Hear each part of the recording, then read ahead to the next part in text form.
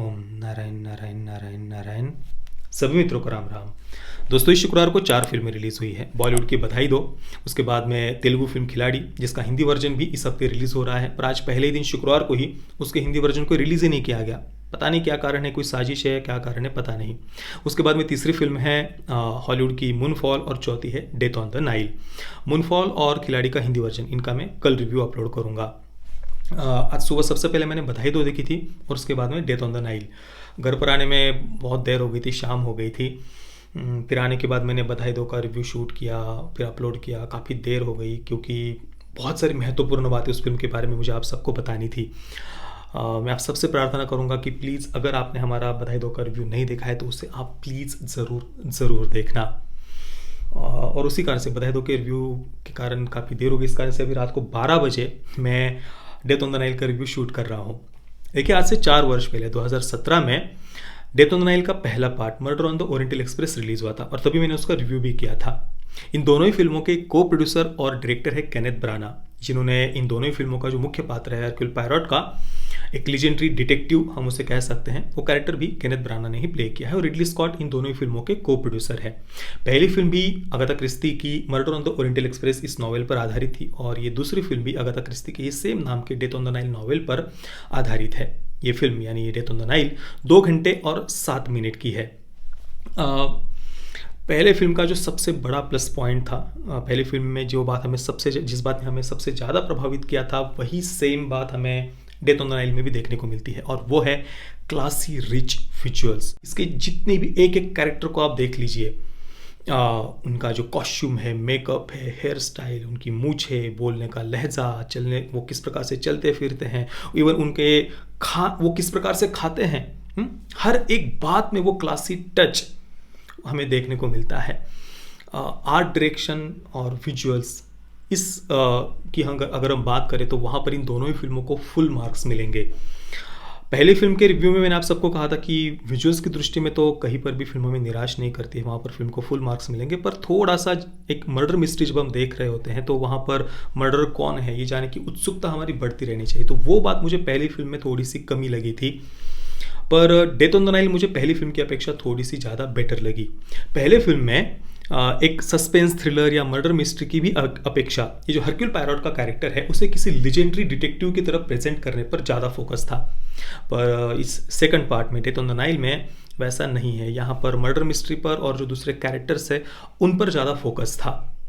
Even जो film का first act है, जहाँ पर इन सारे कैरेक्टर्स से हमें इंट्रोड्यूस कराया गया है, जो सबसे पहला ट्विस्ट फिल्म में आता है डेथ, मर्डर का, वो आने में भी बहुत बहुत देर लग जाती है। लगभग आधी फिल्म तब तक खत्म हो जाती है।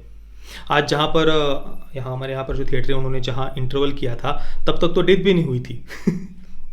सेकंड हाफ में जाकर फिर मर्डर होता है। फर्स्ट एक्ट में फिल्म बहुत ज़्यादा समय लेती है। देखिए, एक मर्डर मिस्ट्री है तो स्वाभाविक सी बात है कि मैं यहाँ पर फिल्म की कहानी तो आपको नहीं बताने वाला हूँ। रिव्यू को स्पॉइलर फ्री रखते हुए मैं अपना एक्सपीरियंस आप सबके साथ में शेयर करने का प्रयास करता हूँ। अब जो जैसा कि मैंने आपको बताया, इसके कैरेक्टर्स इंटरेस्टिंग थे, और मर्डर होने के बाद भी जो मर्डरर कौन है इसके बारे में हम कुछ ना कुछ पूरी फिल्म में सोचते रहते हैं। हालांकि फर्स्ट एक्ट काफ़ी खींचा हुआ, इस कारण से शुरुआत में थोड़ी सी फिल्म आपको स्लो लग सकती है। पर यहाँ पर देखिए, कहानी थोड़ी सी प्रिडिक्टेबल है। अगर आप ध्यान से देखेंगे तो शुरुआत में ही आप मर्डर कौन है, शुरुआत में नहीं तो कम से कम आधा पौना घंटा हो जाने के बाद आप मर्डर कौन है ये आराम से गेस कर सकते हैं। कैरेक्टर्स को देखकर, कैरेक्टर्स की बैकग्राउंड स्टोरी, या उनकी जो सेक्सुअल प्रेफरेंसेस दिखाए गए हैं, या उनका जैसा स्वभाव दिखाया गया है, या जो काम वो करते हुए उनको दिखाया है, उसको थोड़ा सा अगर आप एनालाइज करेंगे, देखेंगे, तो आप आराम से समझ जाएंगे कि यहाँ पर ये किसकी चाल है, किसने ये सब किया हुआ है। और इस कारण बस यही एक कमी मैं इस फिल्म की कहूँगा, क्योंकि हम पहले ही प्रिडिक्ट कर लेते हैं कि यहाँ पर मर्डरर कौन होगा। दूसरी कमी मुझे यहाँ पर ये लगी कि हरक्यूल पायरोट, जिसे एक लीजेंडरी डिटेक्टिव की तरह प्रेजेंट किया गया है दोनों ही फिल्मों में, उसे लगभग सारे सबूत या वो लगभग गेस कर ही लेता है फिल्म के एंडिंग में कि भाई यहाँ पर खूनी कौन है। पर एक बहुत अच्छा कैरेक्टर उसे वो मरने देता है। मतलब वो मर जाता है और उसके 5 मिनट के बाद सामने आकर हरक्यूल पायरोट फिल्म के एंडिंग में बता देता है कि भाई खूनी कौन है।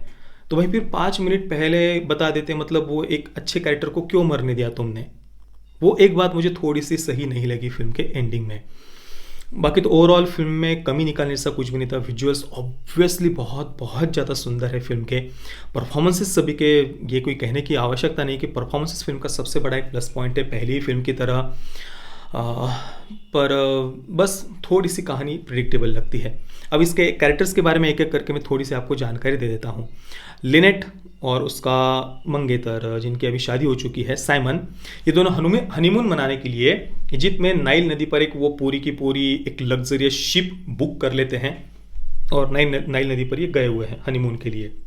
और उस शिप पर उनके साथ कुछ लोग आए हुए हैं और वे सारे के सारे लोग लिनेट से एक किसी न किसी प्रकार से हेट करते हैं। उसे वो लिनेट को पसंद नहीं करते। उसके अमीर होने के कारण, सुंदर होने के कारण, या जो भी है, या उसके स्वभाव के कारण लिनेट को वो लगभग सारे के सारे लोग वहाँ पर जितने भी है वो पसंद नहीं करते हैं।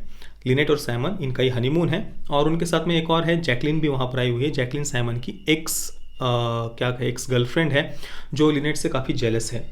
और साथ में ही ये जैकलिन लिनेट की दोस्त भी थी पहले, पर अभी साइमन लिनेट के साथ है, इस कारण से जैकलिन लिनेट से जेलस है काफ़ी।